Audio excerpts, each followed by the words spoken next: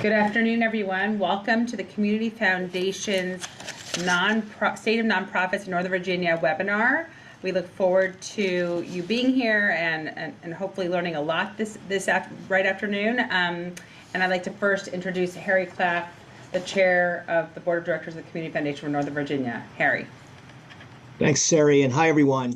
Thank you for joining the Community Foundation for Northern Virginia as we culminate Community Foundation Week. I'm Harry Claff. As Sari mentioned, I'm the chair of the Foundation's Board of Directors.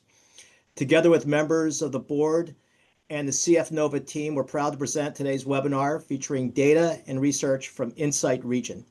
Today's presentation is timely as our region is rebounding from the government shutdown, which is having a ripple effect in Metro DC and nationally, and will likely have one for a while. In attendance today, we're joined by members of the board, our research partner, George Mason University, donors, professional advisors, government representatives, and nonprofit leaders. Now it's my pleasure to pass the mic back to Sari Raskin of the CF Nova team to start the conversation. Sari? Thank you, Harry. And again, welcome everyone. Just a couple of administrative matters. This session will be recorded and will be sent out with the slides following the presentation to all the attendees and registrants. And then we're going to ask you to hold or share your questions if you'd like, but we're going to address most of them, hopefully, during the Q&A portion of the program. And again, this report is part of Insight Region, which is CF Nova's Data and Research Center. As hopefully most of you know, and if you're new to us and new to CF Nova and new to Insight Region, we deliver insights and trends to educate our community, all of you. We know that there's a diverse group participating today. We're so excited. And we also are creating a hub for reliable, actionable data and analysis that helps us do our work better and meeting the needs of community with our grant making and also who we're interacting with in the community and how we solve problems. And then finally, Insight Region, of course, informs all the giving to our donors and us and inspires action through our research and our reports. So this webinar is going to highlight the data and research that was included in the latest Insight Region report, the State of Nonprofits in Northern Virginia, which was developed in partnership with the Schar School of Public Policy and Government at George Mason University. And I would like to just acknowledge the report project team for their contributions to the report, which include Dr. Denise Bellows, who's the former Senior Director of Insight Region, Dr. Alan Abramson, the Center on Nonprofits, Philanthropy, and Social Enterprise at George Mason University, and finally, Dr. Terry Clower, Center for Regional Analysis at George Mason University. And I'm thrilled to welcome Dr. Alan Abramson and Dr. Terry Clower here today, who will highlight their key data and research that was included in the report. And in a few minutes, you'll hear from them. But before they begin, I'd like to welcome Renee Bing Yancey, our President and CEO, to speak about what we're hearing about from our organizations on the ground. Renee. Thank you so much, Sari. And again, welcome everyone. So unsurprising to anyone on today's call, we are operating in a complex operating environment. Nonprofits are facing both new and old challenges, and the data presented today blends both what we know about the data and the numbers, but we want to give you a peek around the human side of the data and what this actually means in terms of the individuals who are leading and in nonprofit organizations as staff members, as board members, and also those who seek services, important and vital services in our community. So taking a bit of a step back, recognizing that those new and old challenges point to a sector that has continued to be under strain. Many of those in the nonprofit sector are still recovering in ways from the COVID pandemic and what that meant for funding uncertainty. They are also operating in an environment where giving patterns are shifting and changing. When we look at giving patterns of those from Gen Z, millennials, those shifting patterns of giving point toward individuals who have interest in being social change agents, those who are giving in more technology driven and with digital ease mechanisms, we're seeing more trending toward crowd-focused and social media and peer-related giving. So what we also know about the nonprofit sector here in Northern Virginia is there is volatility, specifically around the number of jobs that the nonprofit sector supports. And you'll hear additional insights about this, but about 7,000 jobs that generate $1.6 billion in annual economic activity. So that's a significant contribution as a service provider and part of the Northern Virginia's economic engine. As that compares nationally, the nonprofit sector represents about 10% of the private workforce. And as Alan has coined, they're facing a triple whammy in ways, and other data points to this issue as well. Reduced government funding, declining donations, and a rising demand for services.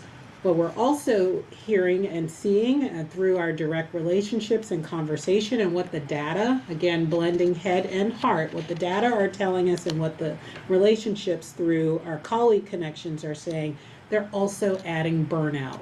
And so issues of mental wellness are affecting nonprofit leaders at a variety of different levels, from the governance level.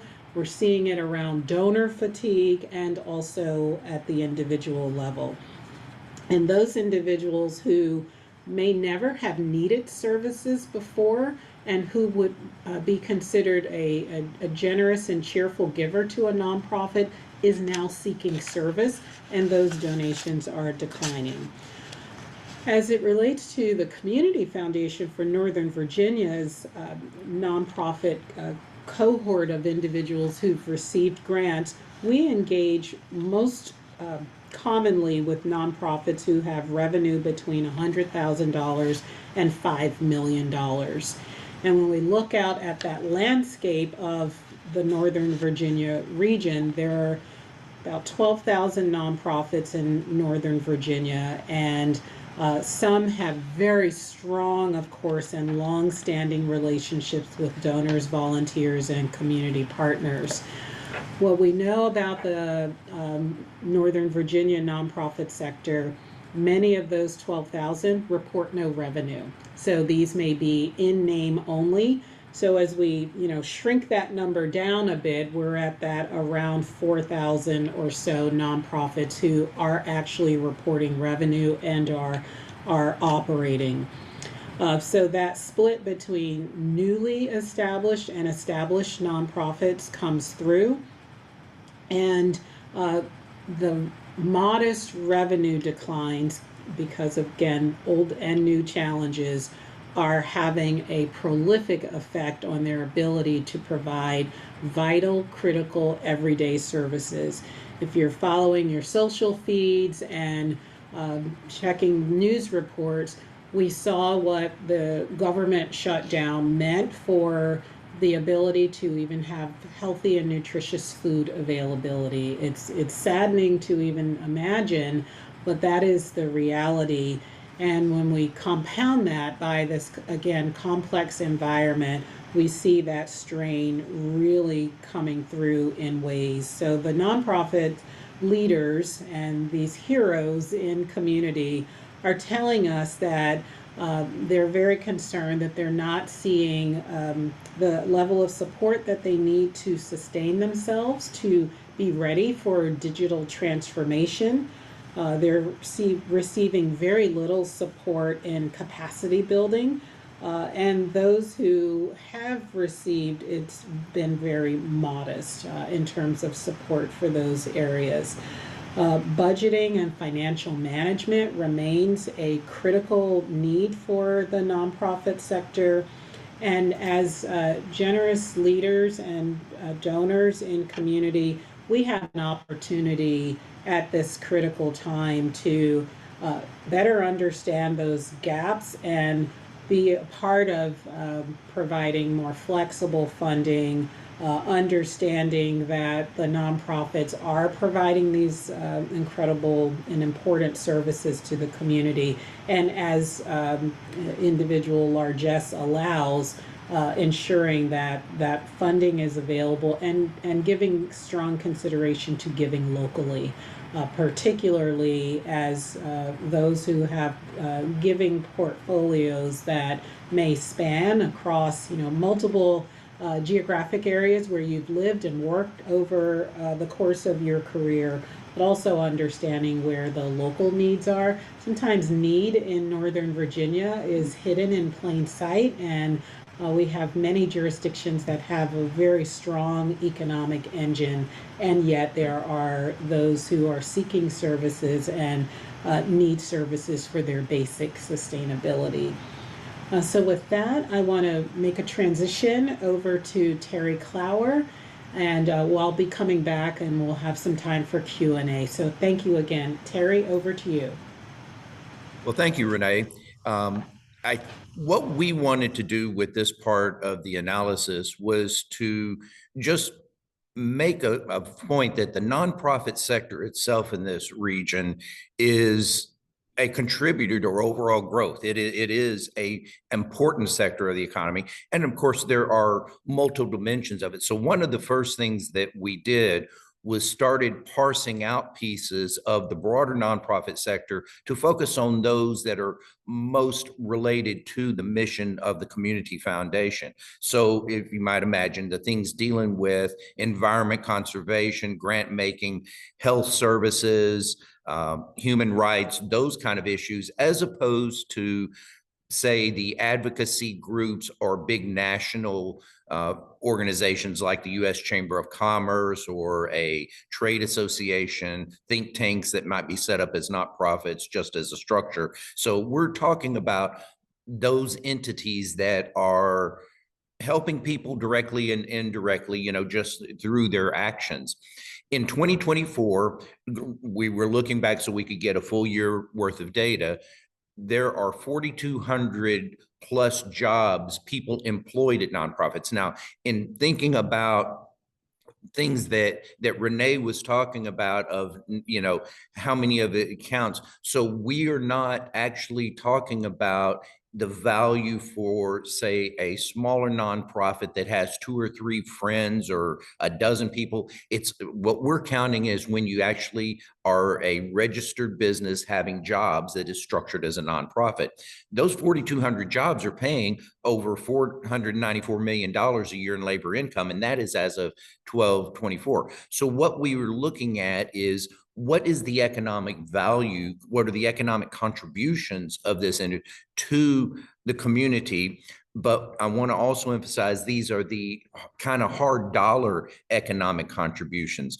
We are not in this analysis attempting to value the contributions to community health, because that does, for example, have a great economic impact. If you address housing for people, we know that there are just spillover effects in terms of student outcomes from the health of the family. All of these, we haven't tried to set these. So these are just the economic numbers as if we were doing a business analysis.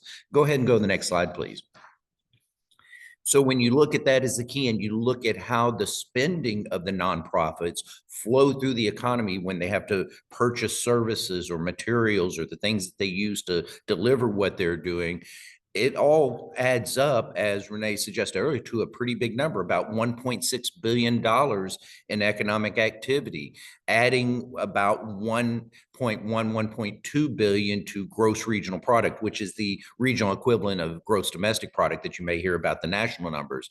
Over $700 million in labor income and about 7,000 jobs. And what we mean by that 7,000 jobs is these are the jobs that occur at the people who are providing materials and services to the nonprofits, their vendors, if you will, as well as when the employees of nonprofits go out and spend their labor earnings in the local economy at restaurants, retailers, all of that.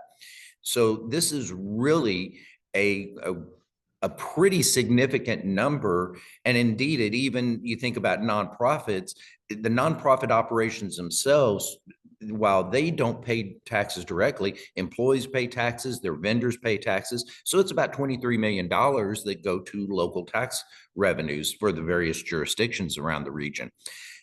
I think there is, and teeing up my colleague here for in just a moment, I think it is, though, to issue that the key things from purely economics is the increased need, particularly of food banks. We've talked about in this region, this was earlier in the year, that we were expecting as many as 50,000 more people in the greater Washington region needing to access food banks. If we talk to our colleagues, people like Charlie Ming at the Arlington Food Bank, these folks are doing great jobs, but you can imagine just the influx of people coming to them because of all of the disruption in our economy due to either the federal layoffs or the cutbacks, or, and of course, most recently, the shutdown. At the same time you're seeing this, you also have folks who are losing healthcare benefits as they lose their jobs. And so that means that you have increased demand for the community health clinics. And then, of course, we were already, as everybody on this call knows, we were already in a circumstance where housing, attainable housing, had just become out of reach for many households. And so we have this vulnerability, people living on the edge in their housing. So there's a lot of need that's growing now, and that need is going to continue a while because this region's base economy is being shifted. There's going to be fewer federal jobs. There's going to be less federal spending in certain sectors of the economy. And at the same time, though, because of inflation that we've had in previous years and what's going on now, we're still seeing labor costs rising because household costs are rising and the cost of materials are increasing. And that's both in terms of broader inflation, as well as some are being impacted by the tariffs that have been imposed this year. At the same time, as Renee mentioned, and Alan will speak more to this in just a moment, we've seen very big challenges in the revenue streams, not just because of federal funding, but in part because of higher demand for foundation funding, and even the degree to which our local households feel that they can give because they're concerned about their income flows. Now, I will say, though, I have to, let's have at least some good news out of this session, is that with the number of federal employees who decided to take the fork in the road job separations and decided to go ahead and retire, some of them will re-enter the workforce, we expect. But there's going to be some who will be looking for that next mission-oriented thing to do with their time. And we think that that's going to be a ready supply of volunteer laborers for many of our organizations. And we've seen that emerge. I am very hopeful about our region's ability to weather the storm. I'm not saying that things are not going to get rough for a while, but we will emerge. We have the base, and we have a community that cares. One of the things that I would just mention, this is purely anecdotal, but during the shutdown, we were seeing neighborhoods that just got together and say, hey, let's put together a little informal food bank to help our neighbors who are being directly impacted by this get through. We have the community spirit that's going to help drive us through this. But these challenges are there. And I'm going to turn it over now to my colleague, Alan Abramson, who can speak more to some of those challenges as well as some of the opportunities. Thank you, Terry. And both Terry and Renee, I think, spoke to the size and impressive scope of the nonprofit sector and some of the challenges it faces. My job here is to talk about some things we might do going forward, some ideas for funders, for nonprofits themselves, and others who have government policymakers, all of us who have a stake in the health and well-being of the nonprofit sector. So I'm going to talk about 6 ideas that folks might think about as we move forward, ways that we can think about strengthening the nonprofit sector. And I'll start with the simple, perhaps obvious idea, and it's, I suppose it's as much a reminder to me and my fellow scholars as others who think we know what's best. But in fact, I think the evidence shows that listening to nonprofits is critical and a good place to start. I know the Community Foundation itself has done regular surveys of nonprofits, asking them what they need, how they're doing. And I think that makes all the sense in the world. Certainly, we as scholars and funders and government officials also have ideas about how to strengthen the sector. But I think it's critical as part of the process that we listen to nonprofits about what they need. One of the challenges, though, in that, I think, is having honest conversations. I think that sometimes all parties are talking in ways that present themselves in the best possible way, which is understandable. But I think it's also important that we find ways to build trust among all these different parties that have a stake in the nonprofit sector, and that we try to have honest conversations. It's sometimes a challenge for nonprofits, for example, to be candid about their needs, about where their organizations may be a little bit weaker. And it takes trust building between nonprofits and funders to get past that tendency sometimes to paint yourself in the best light possible.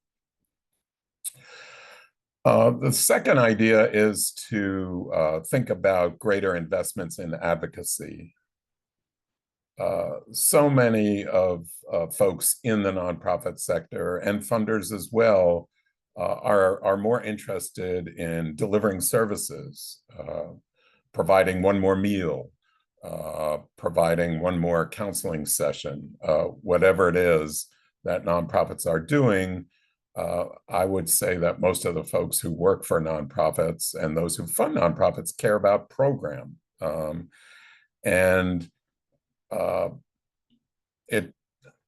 I think the evidence shows that some amount of effort on advocacy can also have a big payoff. And so I think that nonprofits and funders need to think about increasing their investment in advocacy. One of the gaps, I think, in our sector in this region now is the lack of a voice for the nonprofit sector as a whole. We unfortunately had the Nonprofit Roundtable of Greater Washington dissolve a number of years ago. So we are really without a strong voice for the sector as a whole. To sit with business, to sit with government as we figure out what is best for the region. Even statewide, Virginia is, I think, still one of the relatively few states that does not have a statewide nonprofit association. So I think, in a state that is a leader in so many ways, and has a good bit of resources overall, I think it's a shame that we don't have a state nonprofit association, or a regional association. There are certainly nonprofit leaders in the region who meet and speak up for the sector, but I think having more of a formalized coalition would make sense too. And it's not only nonprofits, but our philanthropic association, Philanthropy DMV, has also gone out of business in the last year or so. And so I think thinking about how to invest a little bit more in the infrastructure for the field would be helpful. And it's not only the sector itself that needs to advocate, but we need cross-sector, we need allies from the other sectors also to be helpful. Nonprofits, in a sense, operate in terms of the policy arena, operate with one or both hands behind their back, right? They can't make campaign contributions. They can't electioneer, and so they're handicapped in a way in trying to make their case in terms of public policy, and so they need to find ways to do other ways to do advocacy. So third suggestion is for more for funders, I guess, to think about providing nonprofits with flexible funding. The jargon here is general operating support, to give nonprofits a little more flexibility in terms of how they use the funding that's provided, so that rather than funders providing specific project support for specific projects, specific programs, that they allow nonprofits to a little more discretion about how to use the funding that's provided. There's also conversations around the country that I know about funders in different regions getting together and pooling their funding in these times for an emergency, kind of an emergency fund for nonprofits. So overall, the idea is to, think hard for funders to be thinking hard about how they're providing funding in a way that really is most helpful for nonprofits. The fourth idea is for nonprofits and those who care about nonprofits to think about increased collaboration, right? Collaboration can reduce duplication, it can improve outcomes, and it can take a whole range of forms. It can involve sharing, nonprofits sharing back office services, co-locating, aligning themselves in other ways, and perhaps at one end of the spectrum, even merging when that's appropriate. I think it's important, though, that these kinds of collaborations, care needs to be taken not to force these on nonprofits. It doesn't work when that happens. So nonprofits have to be part of the conversation, have to be interested in whatever kinds of collaboration does make sense. Collaboration often takes time, right? It takes time to work with other groups rather than to just plow ahead themselves. Nonprofit boards need to be part of the conversation as well. And it's not only nonprofits collaborating with each other, it's cross-sector collaborations, nonprofits collaborating with business, nonprofits collaborating with government. When we think about how we do public good in this country, it's not government or one level of government doing things by itself. It's government often partnering with nonprofits or partnering with business or multi-sector partnerships. It's a theme of our MPA, our Master of Public Administration program at George Mason, this idea of collaborative governance, collaborative public management, that, again, the idea that few programs operate with one level of government doing things itself. It's often a collaborative type of arrangement, and being sure that we have the mindset, the skills that make for success in those kinds of partnerships that are required. So moving on, I think there are, and I know the Community Foundation has done some surveying around this, asking nonprofits what kind of skills might they benefit from some help with. Of course, there's fundraising, right? Providing help to nonprofits to ramp up their fundraising, communications, marketing. Scenario planning has gotten a lot more attention in recent years, right?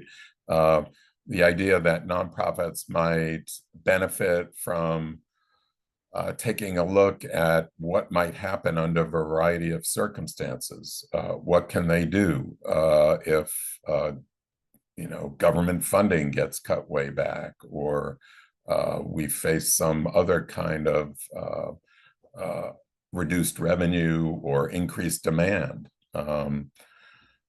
Financial analysis, including cash flow analysis, right? Helping nonprofits make sure that they can meet payroll.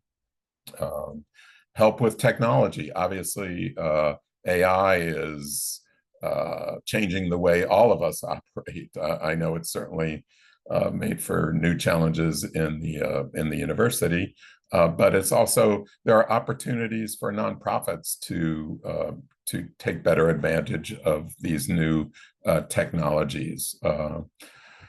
Renee mentioned at the start concern about nonprofit burnout and how can we take better care of the staff that are in nonprofits. When we've talked to nonprofits over the last couple of years, this is right at the top of their concerns, the challenge of staff burning out and leaving.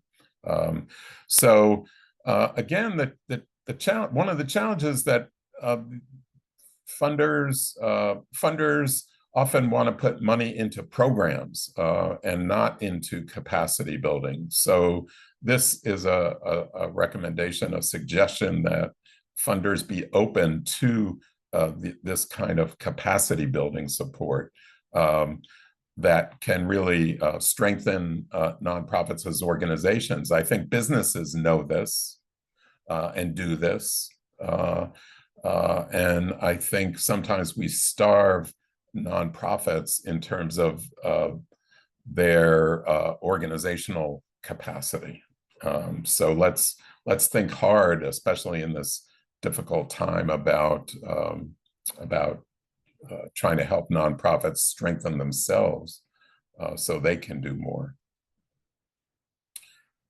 And then finally, I would suggest that we at least consider extra support for communities that are in particular need. There are some communities, obviously, that have had a hard time accessing resources, and that may be a little bit more need in support. And so we should be mindful of this as we try to be helpful to nonprofits and to the communities that they serve, where might a little additional support be needed. So let me turn it back to Renee, who I think will talk a little bit more about what the Community Foundation's been doing in these challenging times. Thank you so much, Alan. And a few headlines for what the Community Foundation for Northern Virginia has underway to meet this important moment.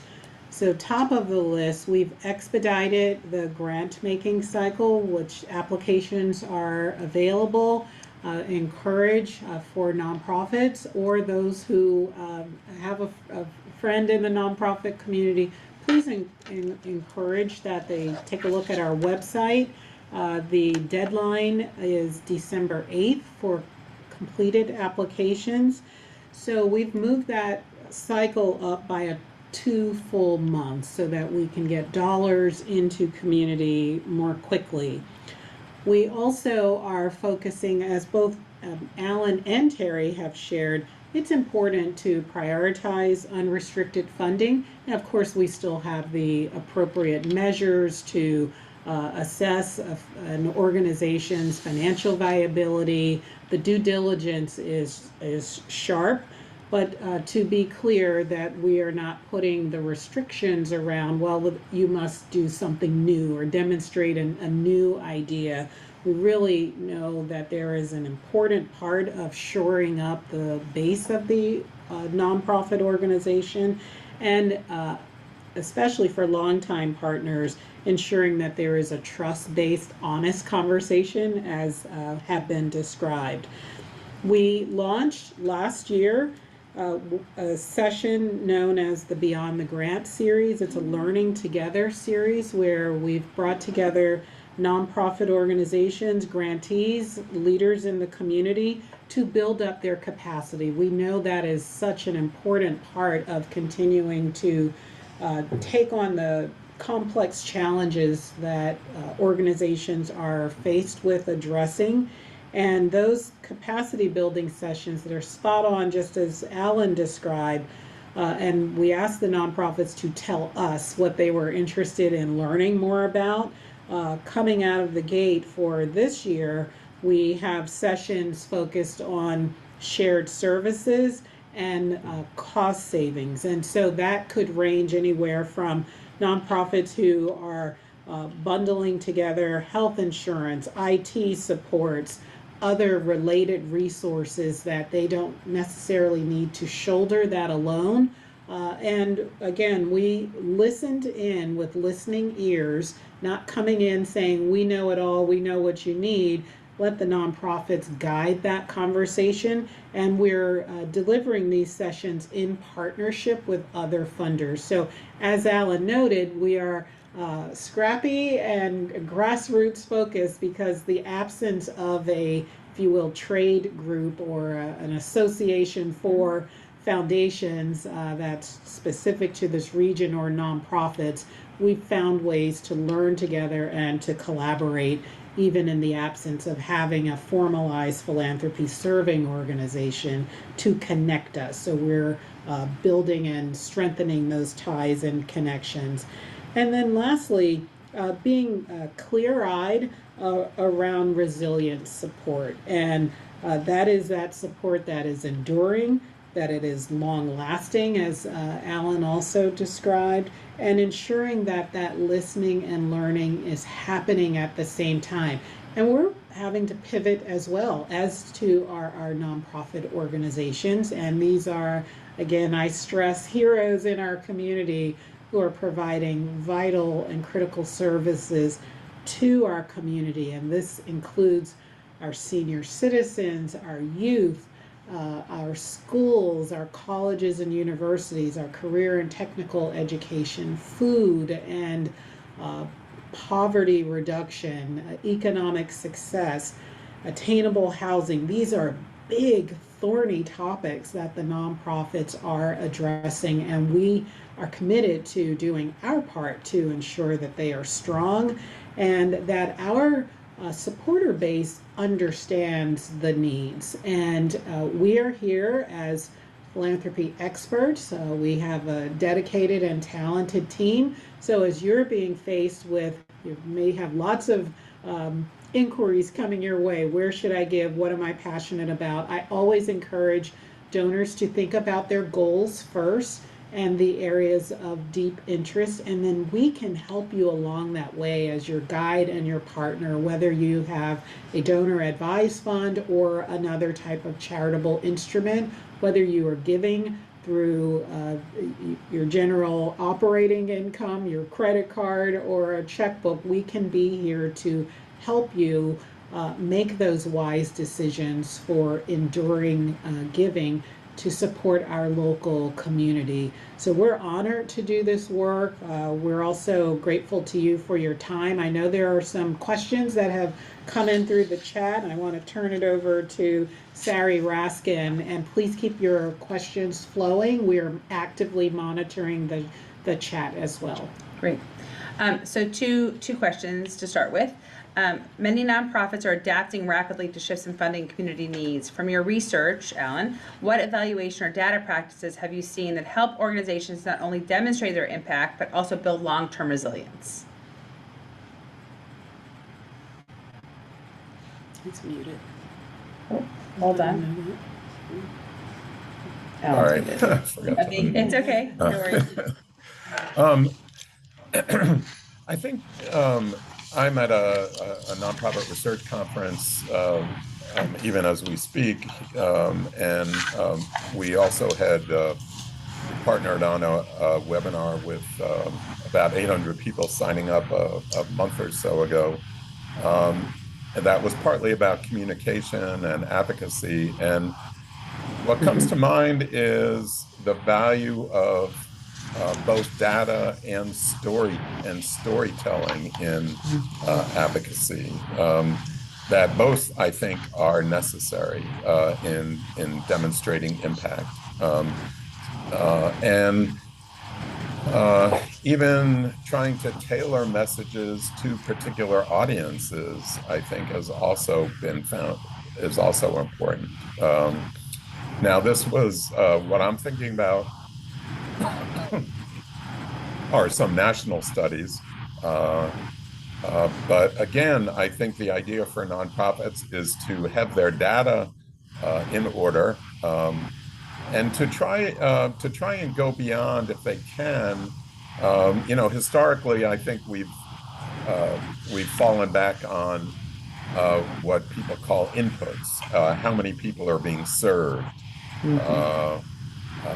That the challenge has been to move towards trying to figure out what are outcomes. How are people different because of the services that are being provided? So, in terms of the data, trying to be mindful of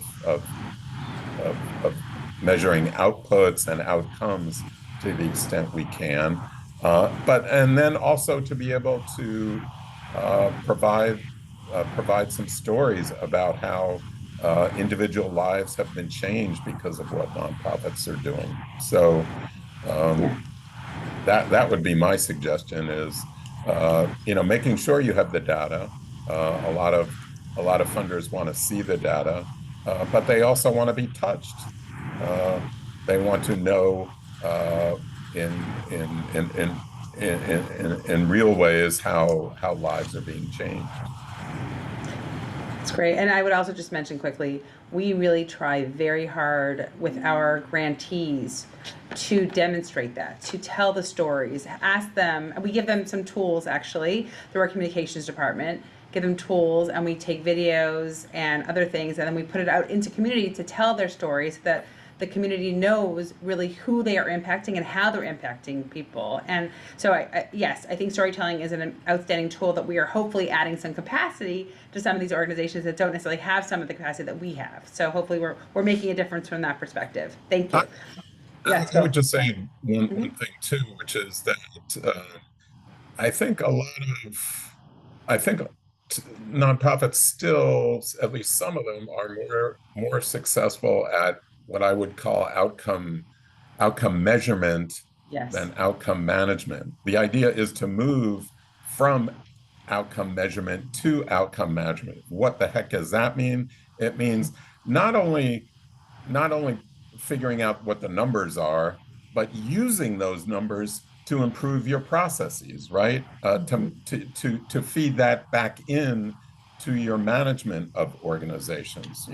What do the numbers about outcomes tell you about what you're doing well, and about where you need to maybe put more attention to doing things a little bit better?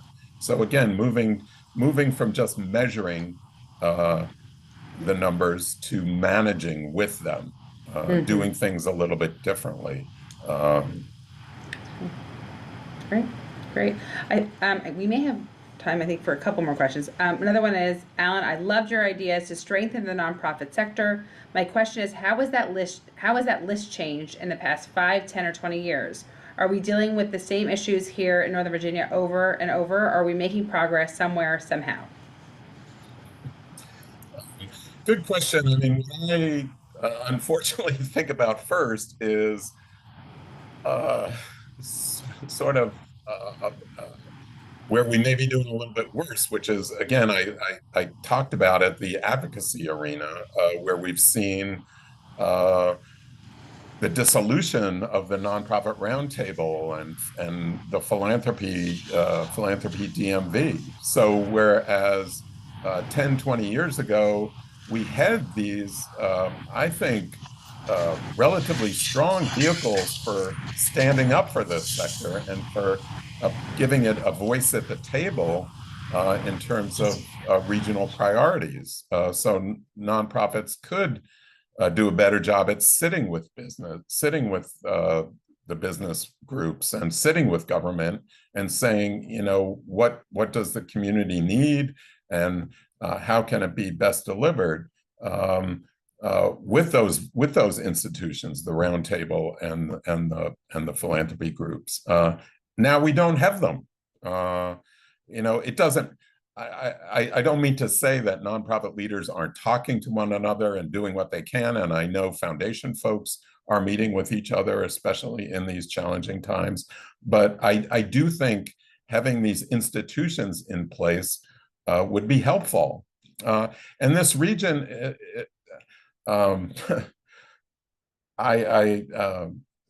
as part of a national study, several of us looked at the region, and what we found is a region of great wealth, but one of not limited philanthropy, but limited, especially foundation philanthropy.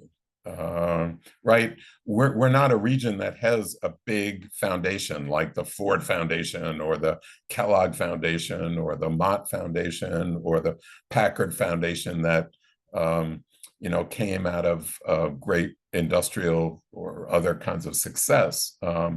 We have a lot of wealth in this region, but we don't have these foundations. And it's the foundations sometimes that have more in mind of these kind of sector issues, and would provide support for the roundtables, would provide support for philanthropy groups, and so it's a bigger challenge to convince donors, individual donors who are doing the philanthropy in this region, to invest in these types of things, to invest in advocacy, right? I hope that wasn't too complicated, but again, the idea is that greater investment in this kind of infrastructure, these kinds of nonprofit associations, I think can be helpful, and we need to figure out ways to do that in this region that's more about individual philanthropy than about foundation philanthropy. Okay. I think we have two more if we have time. I think the first one I think we can address a little bit, but it's how can donors align their giving with the most pressing needs identified in the report, and I would even say in other Insight Region data and reports. And Alan, I think what you've said, as Renee has mentioned, is that we are really listening to what the needs are and trying to really meet them. So in the case of the needs that are being addressed within these reports, our funding, it represents what the needs are in many cases. We're listening, as we've talked about, listening to organizations, we're listening to the data, we're listening to you and the experts in the field and saying, okay, how can we be most helpful? And I think that we are offering unrestricted funding for organizations for their organizational strength to grow. And I think donors can help us partner with us to continue to do that work in a variety of focus areas and a variety of issue areas. Join us, partner with us. We are listening, we are hearing what the needs are, and we're trying to meet them in the most flexible and honestly, a trust-based manner, listening to the organizations and hearing what they're hearing from their own communities and meeting those needs. And I think there's one more question. Okay, if we're interested in working with the CF Nova to help grantees do that strategic research, operate, and advocate more effectively and tell their stories, what's the best way to reach out? So I think that if you are working with a grantee, it happens all the time actually. If you're friendly with a grantee or you have an organization that you're very passionate about or you're connected to, please send them our way. We are happy to talk to them and help them. We do a lot of listening. I do these monthly sessions called Conversations with CF Nova, in which I schedule time slots to listen to organizations and I help them problem solve and connect them to resources. So yes, feel free to reach out to me and we'll see what we can do to help the organization grow and become stronger. And now I'm going to pass it on to Renee. Thank you so much, Sarah, and thank you, everyone. So as Terry Clower noted, we do want this to feel like a hopeful conversation. It may feel daunting, and that is completely understood. We are in this together, and we have the care for the community front and center. There's a quote that I remember hearing over the years: if you think you are too small to be effective, you've never been in bed with a mosquito. And so think about that. But I do want to point you to a couple of upcoming opportunities for engagement and this commitment to learning and growing together. Saving the date for the upcoming Shape of the Region conference, March 19th. Before you on the screen, you see the date. We hope you can join us, where we have this, if you will, intersectional conversation with donors and supporters, our nonprofit heroes, government and civic entities and organizations and individuals, as well as our members of the community and leaders. So this is the place where we've carved out time to tackle big topics, bigger than any one organization or individual could take on its own, bringing expert speakers and conversation together for action. Not just talk for the sake of talk, but an actual opportunity to identify solutions. We also want to inspire optimism and paint a path. Here's where we are today, but what's that vision for the future? You can just compare it to, we're working on the wedding and the marriage at the same time. We're working on the plumbing and the poetry all simultaneously, so that you're addressing the immediate, but also painting that picture and vision, and helping folks to network and connect to one another for shared learning and building of community connections. That's one of the beauties of what we are so honored to do every day at the Community Foundation for Northern Virginia. As I close out, note that, of course, the session is recorded. We will make that available. We encourage you to take a closer look at the report that generated this content for today. Please continue to follow us on our social channels, where we have immediate updates available. Be in touch with us, and we are so grateful and thankful for your time today. And share the information with others. You have colleagues and friends and family members and business associates at all levels and ages and stages who may find this information useful, and let us know what you're hearing. We want to continue to learn and sharpen as well. With that, I'm going to close this out and again say thank you for your time, and thank you to everyone involved with today's webinar, Alan and Terry, and our former Director of Insight Region, Denise Bellows, for creating the content that seeded this report and the findings for community use. Thank you, everyone. Have a great day.